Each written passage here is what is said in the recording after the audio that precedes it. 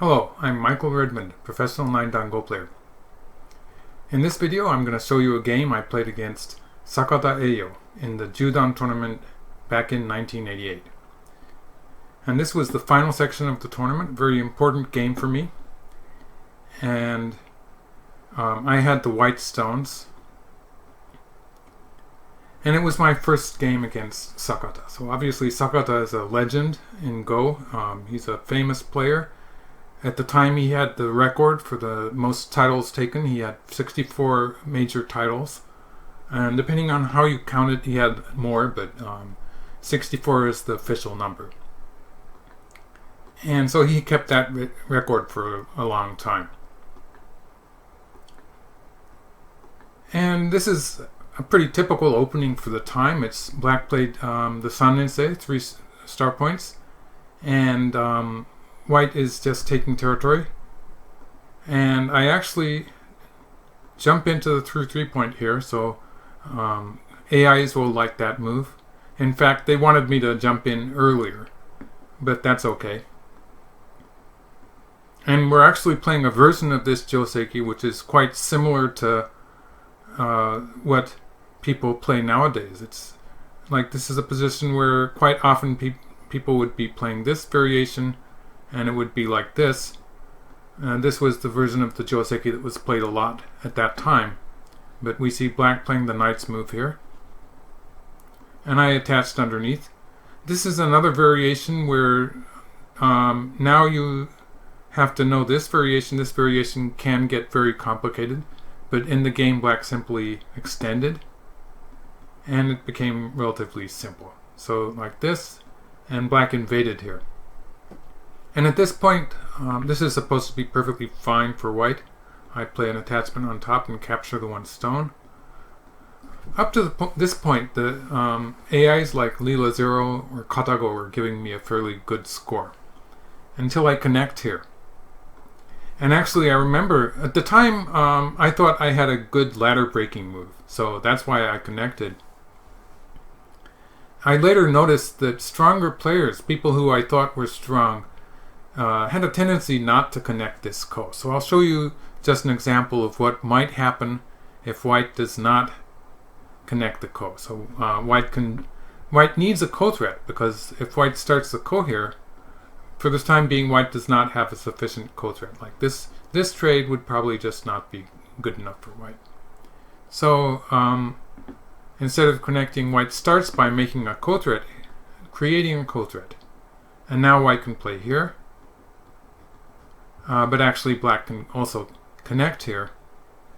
And the point is that when white has played 1 and 3 first, and now plays this ko threat at 7, now white has a better position there, cutting off the one black stone. It's just that significantly better for white than the trade that I was showing before, where white just gets this shape.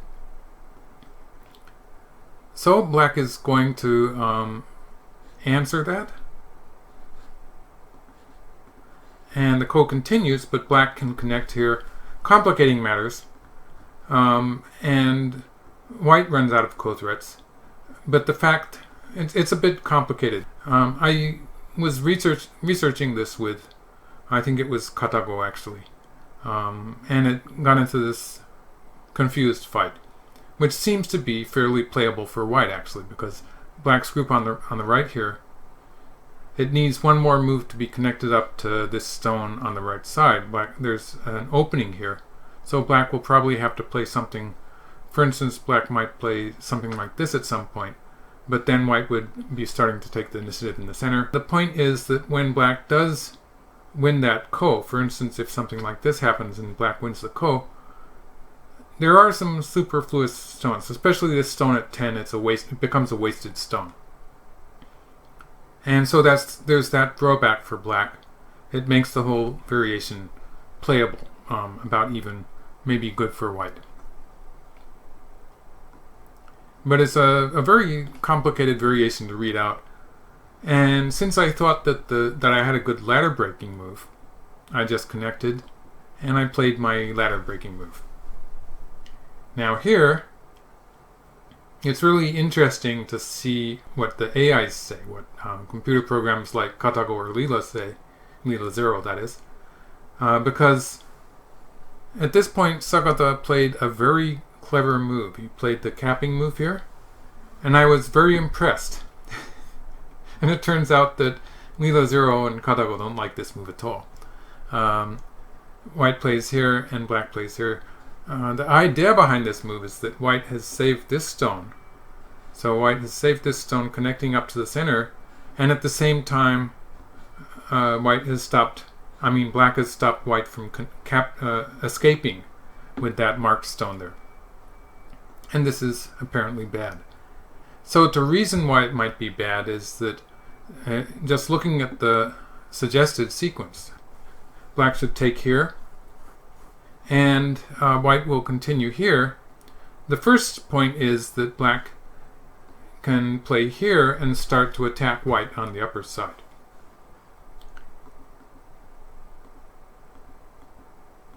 Like this. And so black has a nice attack there, which will help black build the right side, the right half of the board, like this. And so this is working fine. Something like this. And this is good for black. And also, if white answers on this side, then white will be alive. But black can play this move at 9 is Tetsuji. It's a shape move that is often played when white has the large knight's enclosure from a corner. These two stones. When white has these two stones, the large knight's shape, and black has played a move here, in combination with that marked black stone, there's this attachment at the 3-6 point. And this actually was around for hundreds of years at least. And in ancient China they had a name for it. It was the 3-6 point invasion that they called it. They called it the 3-6 invasion in ancient China too. And it was a kind of a joseki. So since black has that move, it was okay for black to allow white to cover here, because black was already looking at the potential to attach here. And when black does that, let's just get into that variation once more.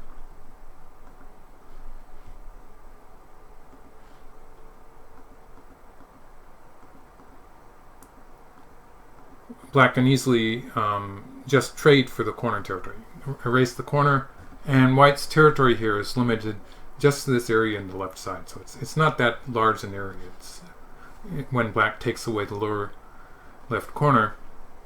And black does have, after black plays something like this at some point, white will have to worry about the eyes of that group on the upper side also. Although it's probably not completely going to be, it's not going to be that easy for black to kill it. It does mean black will have a thick shape in the center of the board. A strong shape. So this would have been good for black. So that variation sort of demonstrates the fact that actually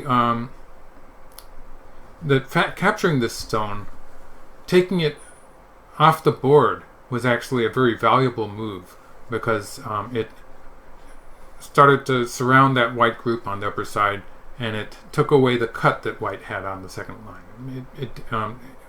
Without black capturing the one stone, this cut would be played with sente, whereas now it is not sente. So there's a difference there. In the game, I was really impressed by this move, but it turns out it wasn't such a good move after all. And white invades here. So at this point, I'm okay. I'm back in the game, you might say. If black had played that variation like this, then this would have been bad for white. But since black did not, I'm okay. So when I invade here, obviously this is a fairly central point in black's moyo. So my idea is to scoop out the territory. But black also has to be aware of the fact that these two stones are not all that safe. So it would have been perfectly reasonable for black to play like this. This is the move that I would suggest to most players. It's a safe move. White will live underneath, but it's not a problem. This is the variation that I got with Katago. And you can see this thing that is happening in the lower right corner is a very common sequence here. Black plays the hane and tries a cut on the second line.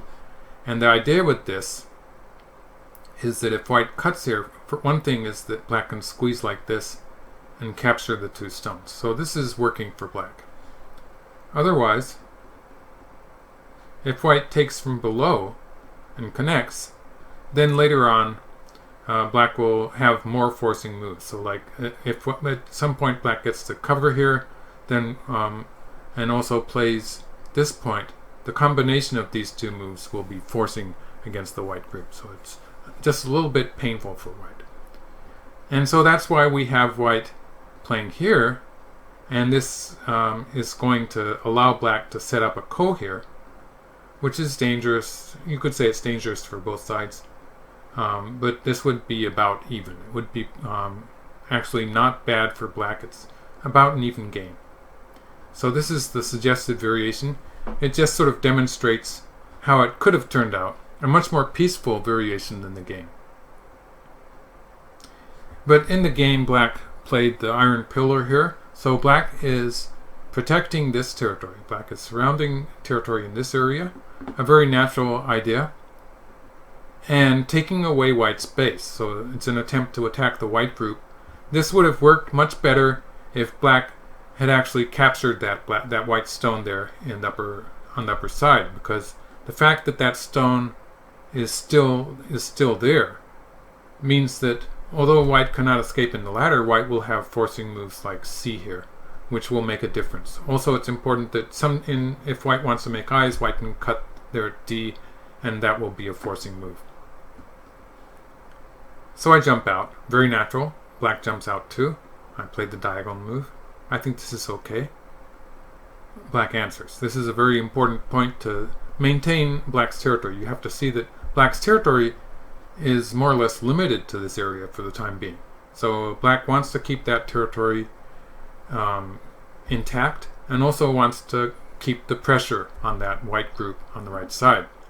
So this is where it starts to get interesting. In the game, I pushed here, but this was not such a good move. It was not so good because it sort of induced black to capture that stone, which is a very valuable move. And when black does that, this stone that I played, it's not where I would play if I could take that stone off and put it somewhere else. I would choose a different point. So for instance, what I'm talking about here is that maybe I should have played from this side first.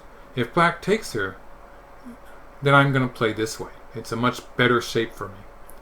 And something like this could follow. In this case, I would just get the opportunity to jump into the corner. And you can see this is putting some pressure on black. So black would move out, or actually black can use this move to... this wedge is a tesuji, and if white answers it, then black can play here to cut the white group off. But in actual play, white will probably just play away. Connect on the upper side.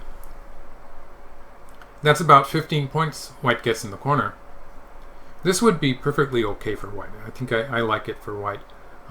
It depends on what happens in the center now. You can see black is trying to develop a center moyo, but white had time to jump in there.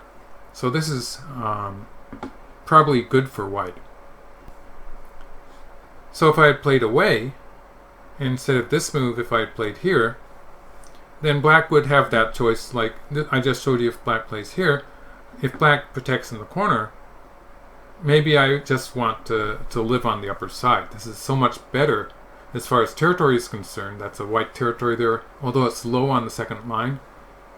And there's still the threat of a white move here, which puts some pressure on the black group. So all white has to do is to manage this group, which does seem to have about one eye on the side, and because there's that mark point, which is a weak point in black's connection, it means that it's going to be difficult for black to decisively attack this.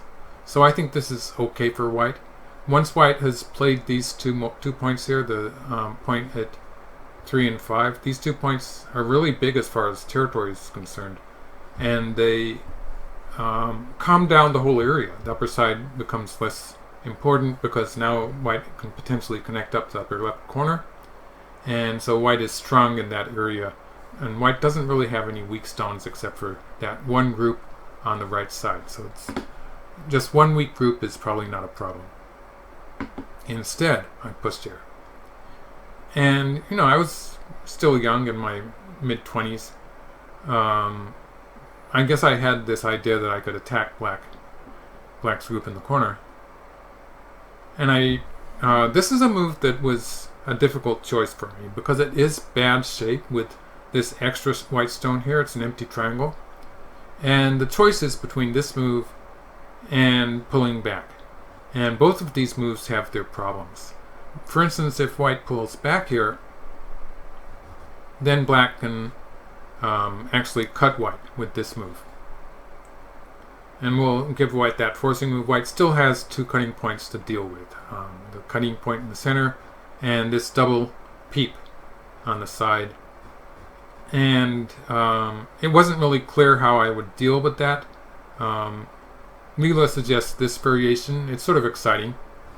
First of all, if black plays here,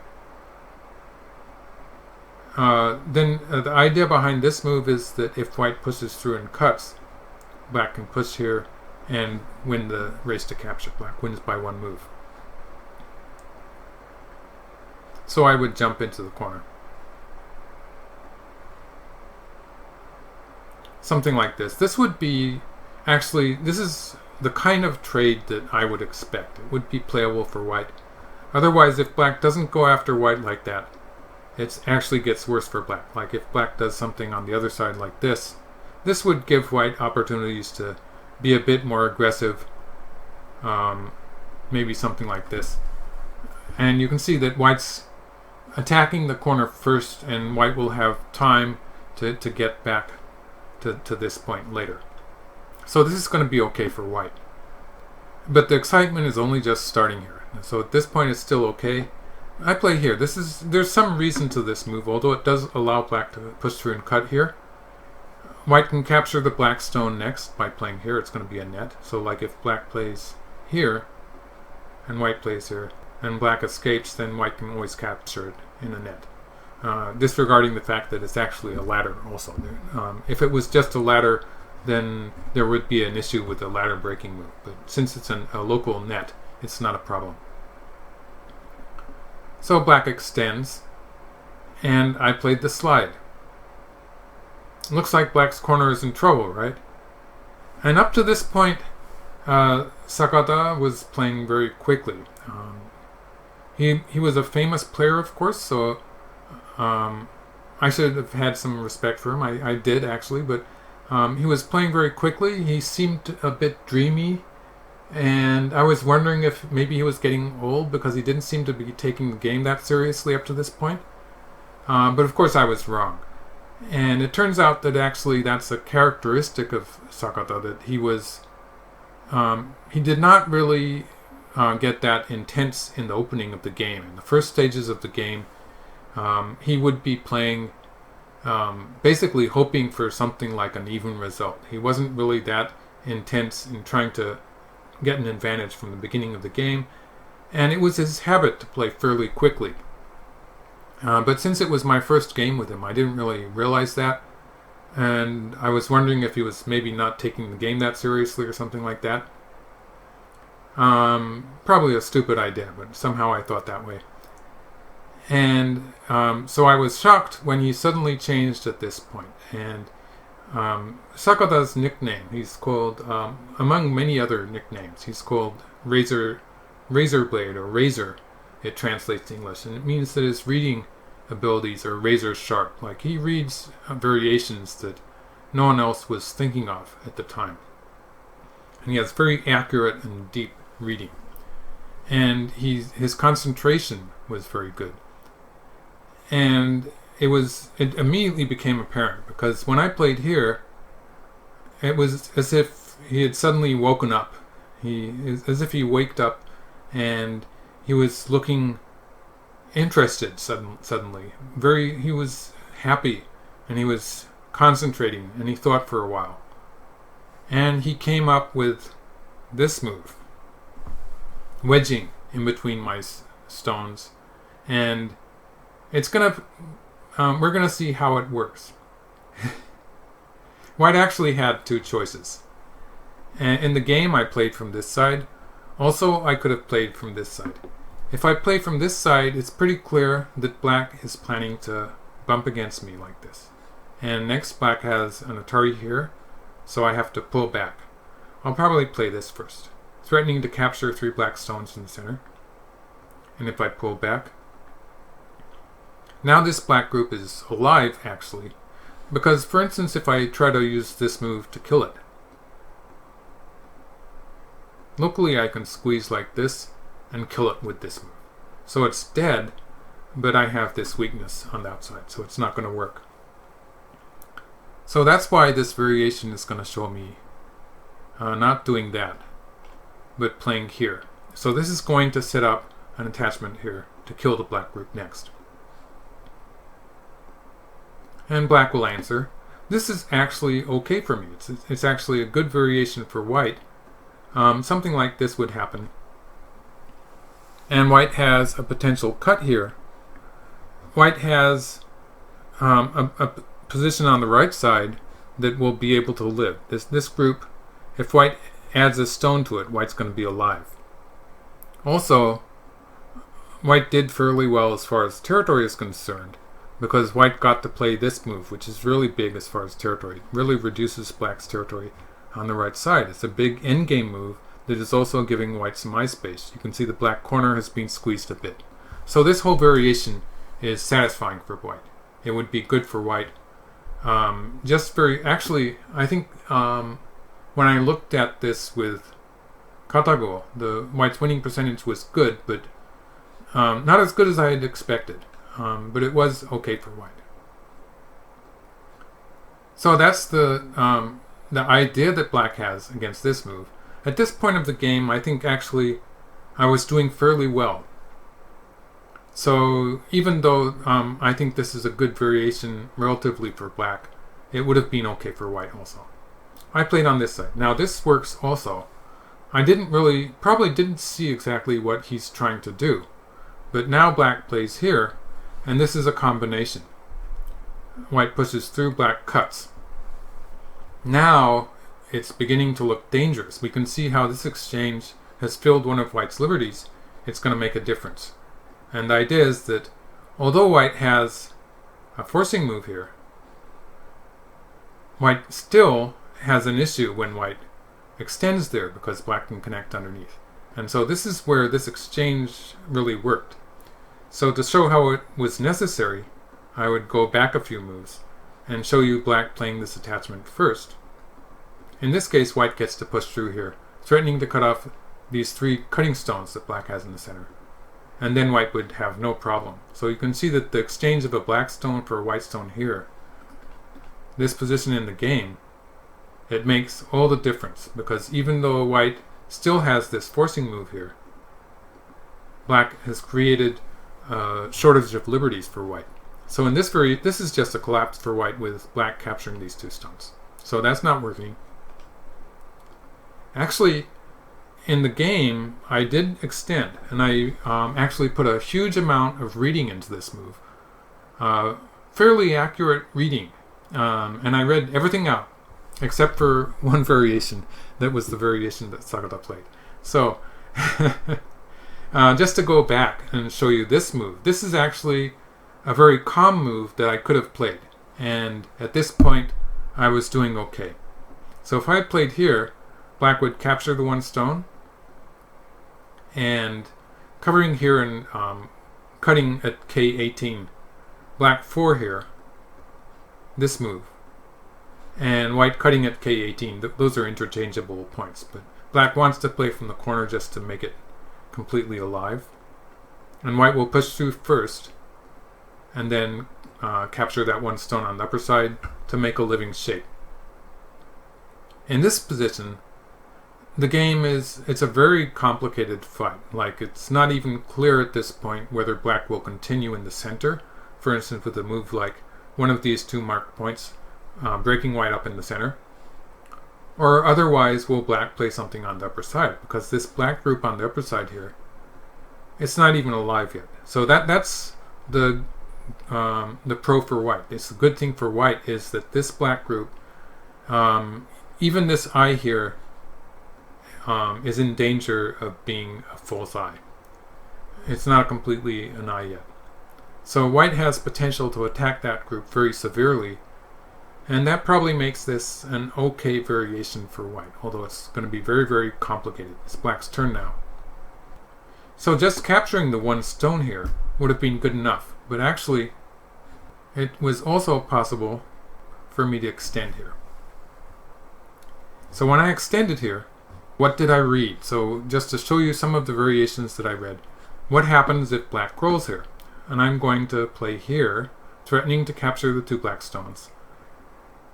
And then this is the vital point. And after this, black has 3 ways to continue. So one would be to play an Atari from underneath. And in this case, I cut here, and I can capture the black stone in the corner. And if black surrounds me in the center, I'm going to win the semi. Like black only has 3 or 4 liberties left.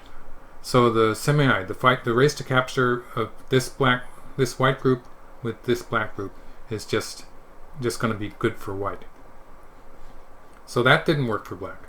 So that was black playing an Atari from underneath. Otherwise, black could play an Atari from above. In this case, again, white will win. White has 5 liberties. Let's mark the 5 liberties white has. 1, 2, 3, 4, 5. So that's at least 5 liberties. Black only has 4 liberties.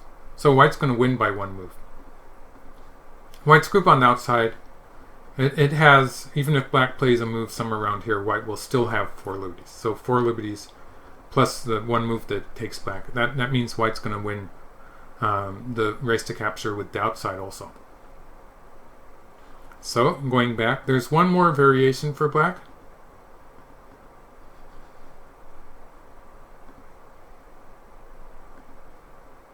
Connecting immediately. So this is giving black the most moves. So when black plays here, black's going to have 5 liberties.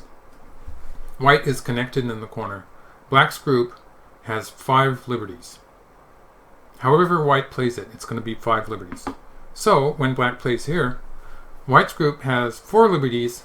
It looks dangerous for white, but white can play once here, and there's 2 variations I have to think about here, but we'll start with this one, and white plays here, and there's no way for black to kill this group while keeping it enclosed, because white just plays here.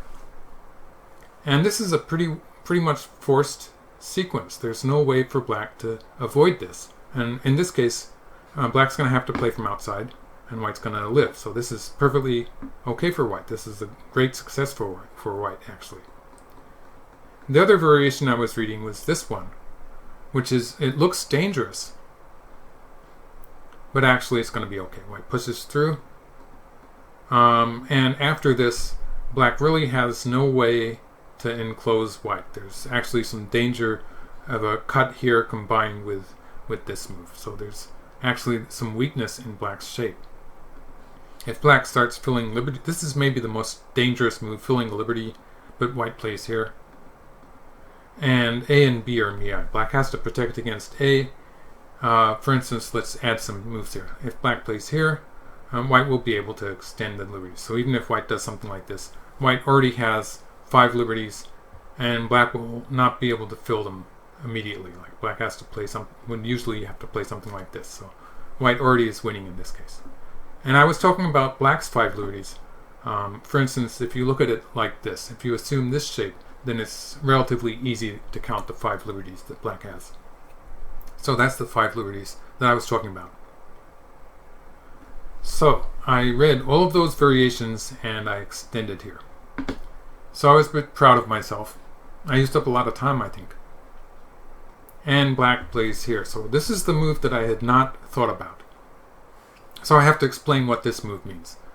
When white pushes through here, black will now connect underneath. And still this is the tesuji here. But in this case, playing on target here, almost like magic, it's going to work this time. Just one variation, if white cuts here, white will lose the same A. Like if white plays here, white has 2 liberties left, black has 3. If white tries to throw in, black can play here, black still has 3 liberties. So that's just not working for white. So white will take, black will connect. And now white does not have the cut there. And so white cannot cut at R18. That exchange of the marked black stone and white stone at 1 is just working like magic. So like if white does this, this is just a terrible disaster for white. The group on the upper side is, for the time being, it's looking dangerous. White's group in the center is half dead. So it's just not going to work for black. It's not going to work for white, that is. So this is the move I did not read out, and I had to. So I read that variation, and I had to back off. This was actually, it's still okay for me, but I played another. This is a lousy move. This is terrible. A very clunky move that fixes black's shape. So I should not have played that. I should have just covered here. And if black tries to attack me, this is the strongest local move. But in this case, it's so much better for me to wedge here and have a potential squeeze. You note that the move that I played earlier in the game was this exchange is just completely useless. But if I wedge here, then I have all sorts of potential to squeeze like this, and black is not yet alive in the corner. This is actually going to be okay for white. The variation I worked out is black just has to live. Something like this happens and I capture the 4 stones. So this is actually good enough for white. So if I had covered immediately, it would have been good. But somehow I was trying to make eyes, I guess. But it's such a bad shape. And now I managed to live, but it was a bit painful. So there was some, I guess I was a bit shocked at how badly this has turned out. But it's not as bad as you might think, because white is alive on this side. I did get 2 eyes there, so that group is alive. So that's a good thing. And most of black's potential territory in the center of the board is gone now. So actually it's a close game, but it's a bit better for white. And we're about to enter the end game. So this fight here on the right, in the upper right, was the main point of this game. But there are some problems with the rest of the game too. So like, my programs like Lila Zero or Katago were telling me that white had to play here as soon as possible. Like, this is a really important point. It turns out that white can always play this exchange at any point, reducing black's corner territory to something like 3 points. And the fact that white has an invasion here, maybe, or at the very least this the monkey jump here, white has various things to look forward to inside black's territory. So it's important for me to play that exchange, because if white is slow to do that, and in the game I did not play it for a while, at some point black can play here and capture the 1 stone. And you can see in the previous variation black had something like 3 points in the corner. This black territory is 8 points, so it's a 5-point difference, and black gets the opportunity to protect the right side. So it was a bit dangerous for me to be leaving that. I probably should have fixed the shape there with the 5-point difference. And here we see the invasion at the 3-6 point again. In this case it's C6. And I still had a pretty good score at this point if I had just played, for instance, like this. After all, I do play that exchange and I just connect. A very simple endgame like this would be setting up a potential attachment here. It looks a bit dangerous for black. And I have a slight lead. a few points actually. In the game, after I play here, it gets a bit messy. And the winning percentage given by Katago also, it's fluctuating a bit.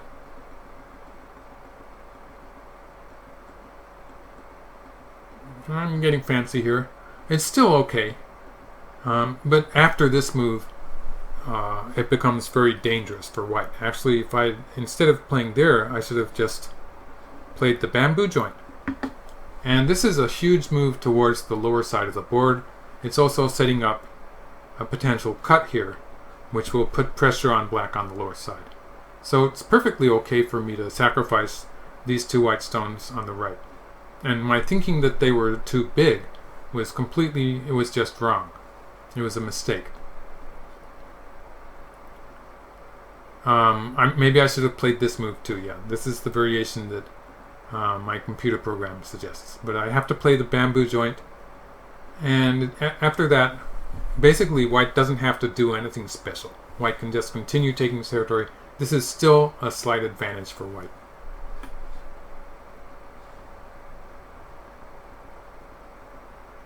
In the game, I have reduced black's territory on the right side a little bit, but it's not significant enough. It doesn't make up for the loss that I took, mostly in the lower side, the black territory there.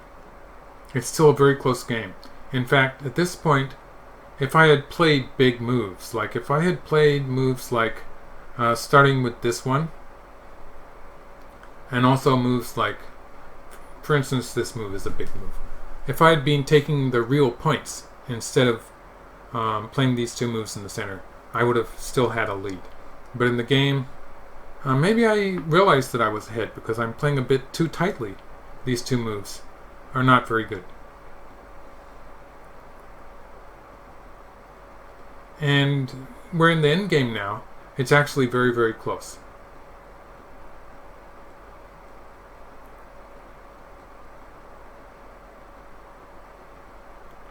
And I push through, and this is maybe the losing move. Actually, after this move, I'm pretty confident in saying that it's a half pointer. So it's a half point difference one way or the other after I play this move. I think I had a slight advantage if I had gone into this variation,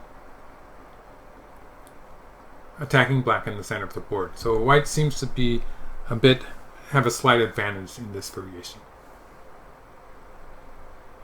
I had to push through and cut there. In the game, I just played here, and after this it becomes a very, very close endgame. I did make a variation at the end of the game where I thought that maybe I could still win.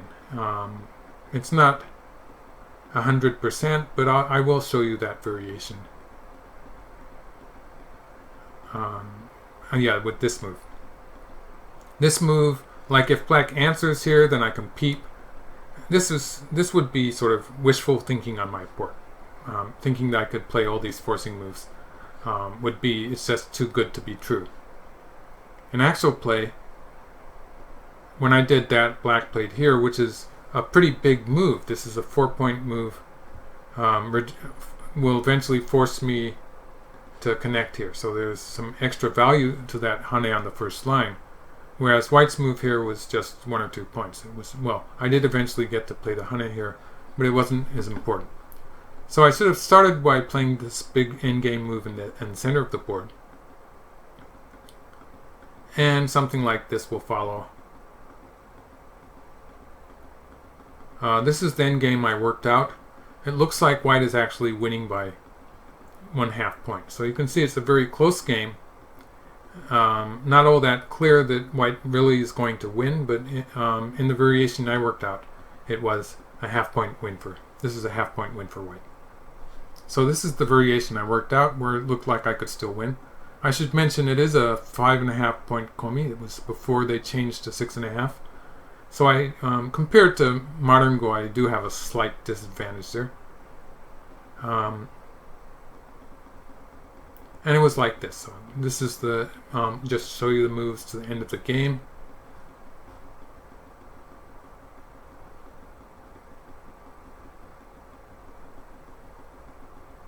And at this point, there's no way for white to win. So it's a ironclad half-point win for black. And so that ended my Judan tournament. I have made a few videos on this same tournament, on the Judan.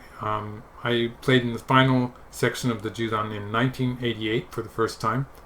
And I played some famous players like Omen and Hashimoto Shoji.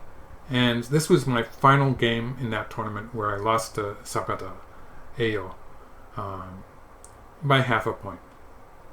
And the main fight, I would say, in this game was this fight we got into in the upper right here. This fight where you can see we both ended up we both ended up with 2 eyes for our groups. Like white is alive with 2 eyes on either side, and black also has a small life in the corner. So you can see it was a very severe fight for both sides. But it was a fight where I had opportunities to have a decisive lead, but I didn't quite make it. And it was where Sakata surprised me, I should say, by suddenly sort of coming alive and showing his true strength in dealing with that weak black group. I did have one other chance to play against Sakata a few years after this. I'll probably get around to commentating that game also for you on this website. So thank you for watching. Please subscribe to the channel and give me a thumbs up if you like the video. Thank you.